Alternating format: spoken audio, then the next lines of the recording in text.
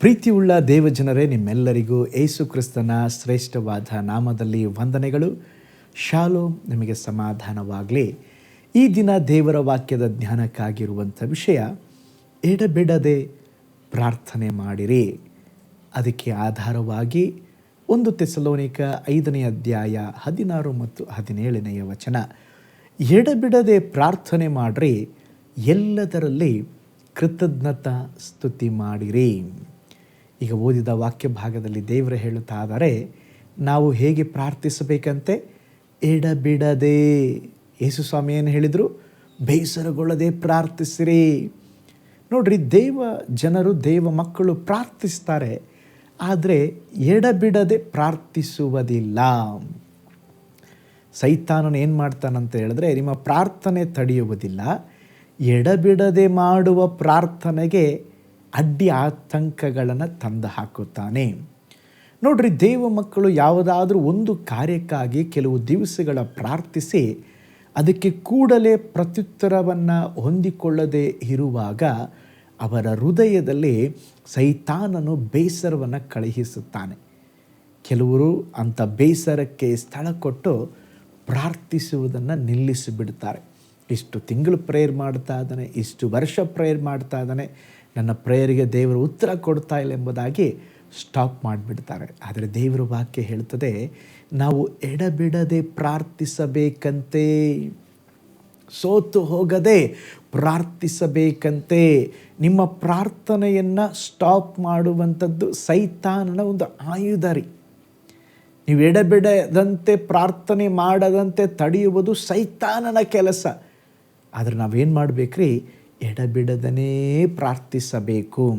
ಅದಕ್ಕೆ ಅಪೊಸ್ತಲ ಪೌಲನ ಹೇಳುತ್ತಾ ಇದ್ದಾನೆ, ಎಡಬಿಡದೆ ಪ್ರಾರ್ಥನೆ ಮಾಡ್ರಿ. ನಾವು ಸತ್ಯವೇದದಲ್ಲಿ ನೋಡುವಾಗ ದಾನಿಯೇಲನು 21 ದಿನ ಪ್ರಾರ್ಥನೆ ಮಾಡ್ತಾನೇ ಇದ್ದ.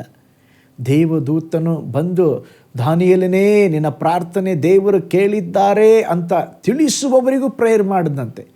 ಆದರೆ ನಡೆದ ಸಂಗತಿ ಏನಂದರೆ, ಫಸ್ಟ್ ಡೇಗೆ ದೇವರು ಉತ್ತರ ಕೊಟ್ಬಿಟ್ರಿ. ದೇವದೂತನ ಉತ್ತರ ತೆಗೆದುಕೊಂಡು ಅವನಿಗೆ ಹೇಳಬೇಕಂತ ಬರುವಾಗಲೇ ಮಧ್ಯ ಆಕಾಶದಲ್ಲಿ ಸ್ತೋತ್ರ ದುರಾತ್ಮ ಸೈನ್ಯ ಆ ದೇವದೂತನೊಟ್ಟಿಗೆ ಹೋರಾಡುತ್ತಾ ಇತ್ತು. ಮತ್ತೆ 20 ದಿನಗಳ ತರುವಾಯಿನೇ ದಾನಿಯೇಲನ ಹತ್ರ ಬಂದಿದ್ದು. ಆದರೆ ದಾನಿಯೇಲ್ ಏನು ಮಾಡಿದನ್ರಿ? 1ನೇ ದಿವಸಕ್ಕೆ ಉತ್ತರ ಸಿಕ್ಕಿದ್ದರೂ ಇನ್ನೂ ಎಡಬಿಡದೆ 21 ದಿನಗಳ ಕಾಲ ಪ್ರಾರ್ಥನೆ ಮಾಡಿದ. ಕಾನ್ಯಾನ್ಯ ಸ್ತ್ರೀ ಯೇಸುವನ್ನು ಹುಡುಕಿಕೊಂಡು, ಯೇಸುವೇ, ನನ್ನ ಮಗಳಿಗೆ ದೆವ್ವಕ್ಕಾಟ ಜಾಸ್ತಿಯಾಗಿದೆ, ಬಿಡುಗಡೆ ಕೊಡು. 1 ಸಾರಿ ಕೇಳಿದ್ದು ಉತ್ತರ ಇಲ್ಲ, 2 ಸಾರಿ ಕೇಳಿದ್ದು ಉತ್ತರ ಇಲ್ಲ. ಯೇಸು ಸ್ವಾಮಿ ಉತ್ತರ ಕೊಡುವವರೆಗೂ ಪ್ರಾರ್ಥನೆ ಮಾಡಿದಳು. ಕಾರ್ಮೆಲ್ ಬೆಟ್ಟದ ಮೇಲೆ ಎಲಿಯನ ಪ್ರಾರ್ಥನೆ, ಅವನ ಪ್ರಾರ್ಥನೆಗೆ ದೇವರು ಪರಲೋಕದ ಬೆಂಕಿಯನ್ನು ಕಳುಹಿಸಿದರು. ಒಂದು ಅರ್ಧ ನಿಮಿಷ, 1 ನಿಮಿಷ ಇಟ್ಕೊಳ್ಳಣ್ರಿ, 1 ನಿಮಿಷ ಮಾತ್ರ ಪ್ರೇಯರ್ ಮಾಡಿದ, ಪರಲೋಕದ ಬೆಂಕಿನೇ ಬಂತು. ಈಗ ಅದೇ ಎಲಿಯನು ಮಳೆಗಾಗಿ ಪ್ರೇಯರ್ ಮಾಡ್ತಾ ಇದ್ದಾನ್ರಿ. 1 ನಿಮಿಷ ಪ್ರೇಯರ್ ಮಾಡಲಿಲ್ಲ. ಪ್ರೇಯರ್ ಮಾಡ್ತಾ ಇದ್ದಾನೆ, ಮಳೆಗೆ ಯಾವ ಸೂಚನೆ ಬರುತ್ತಾ ಇಲ್ಲ. 1 ಗಂಟೆ ಆಯಿತು, 2 ಗಂಟೆ ಆಯಿತು. ಸೇವಕರನ್ನು ಕಳಿಸಿ, ಅಪ್ಪ ಮೋಡ ನೋಡ್ಕೊಂಡು ಬಾ.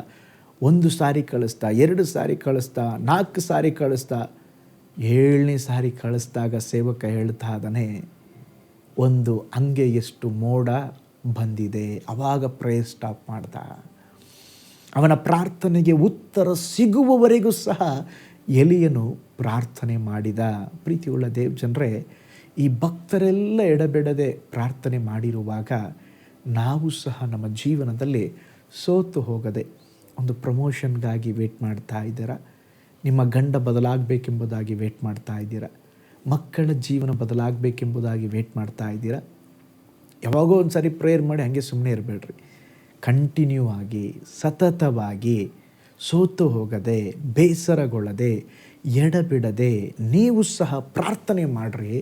ನಿಶ್ಚಯವಾಗಿ ದೇವರು ನಿಮ್ಮ ಪ್ರಾರ್ಥನೆಗೆ ಸಹ ಉತ್ತರ ಕೊಡ್ತಾರೆ. ನಿಮ್ಮನ್ನು ಬಲಪಡಿಸುವುದಕ್ಕೆ ಒಂದು ಅದ್ಭುತವಾದ ಸಾಕ್ಷಿಯನ್ನು ನಿಮ್ಮೊಂದಿಗೆ ಹಂಚಿಕೊಳ್ಳುತ್ತೇನೆ.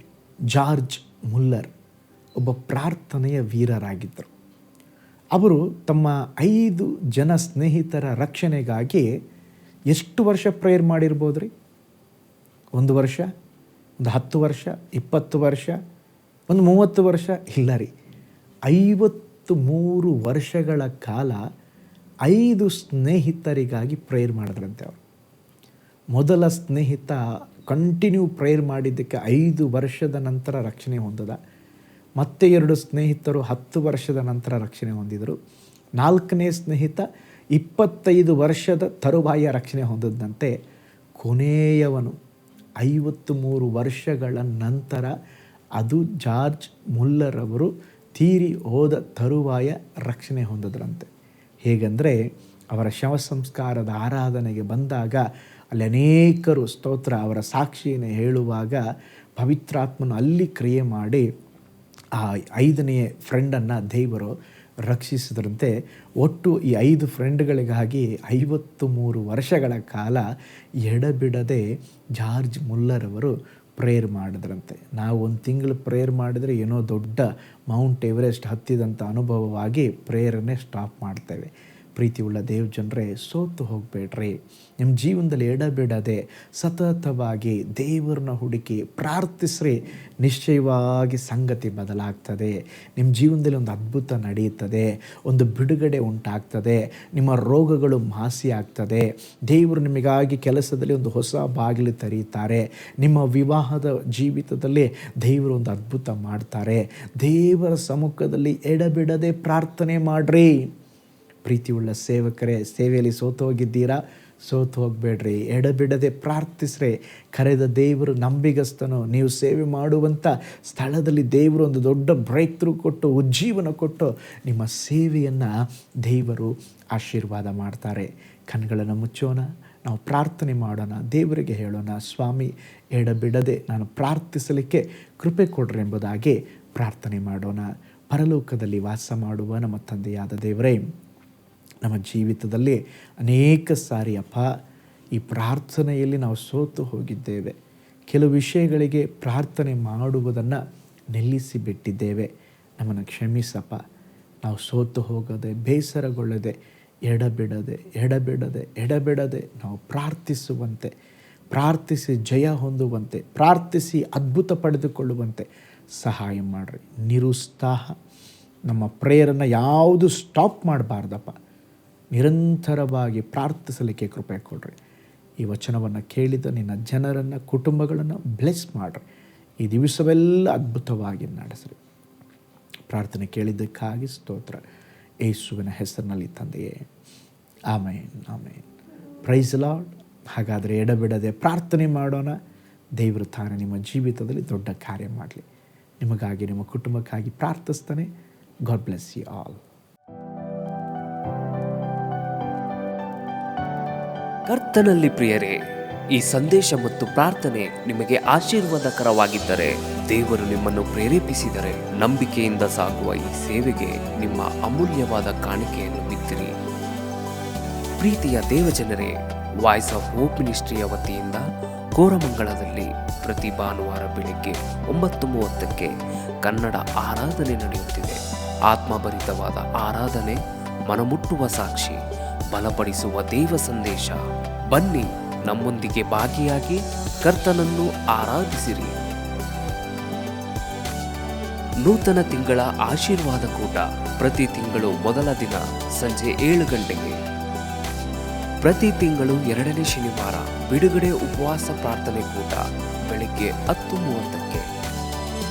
ನಿಮಗಾಗಿ ಪ್ರಾರ್ಥಿಸಬೇಕೆ? ನಿಮಗೆ ಯಾವುದಾದರೂ ಪ್ರಾರ್ಥನೆ ಮನವಿಗಳು ಇರುವುದಾದರೆ ಕೆಳಗಿನ ನಂಬರಿಗೆ ಕರೆ ಮಾಡಿ ಅಥವಾ ವಾಟ್ಸಪ್ ಮಾಡಿ. ಈ ಆತ್ಮಿಕ ಸಂದೇಶಗಳು ನಿಮಗೆ ಆಶೀರ್ವಾದಕರವಾಗಿದ್ದರೆ ಲೈಕ್ ಮಾಡಿರಿ. ಇಂಥ ಅದ್ಭುತ ಸಂದೇಶ ಪ್ರತಿದಿನ ನೋಡಲು ಬಯಸುವುದಾದರೆ ಸಬ್ಸ್ಕ್ರೈಬ್ ಮಾಡಿ ಹಾಗೂ ಇತರರೊಂದಿಗೆ ಶೇರ್ ಮಾಡಿರಿ. ಕರ್ತನು ನಿಮ್ಮನ್ನು, ನಿಮ್ಮ ಕುಟುಂಬವನ್ನು ಆಶೀರ್ವದಿಸಲಿ.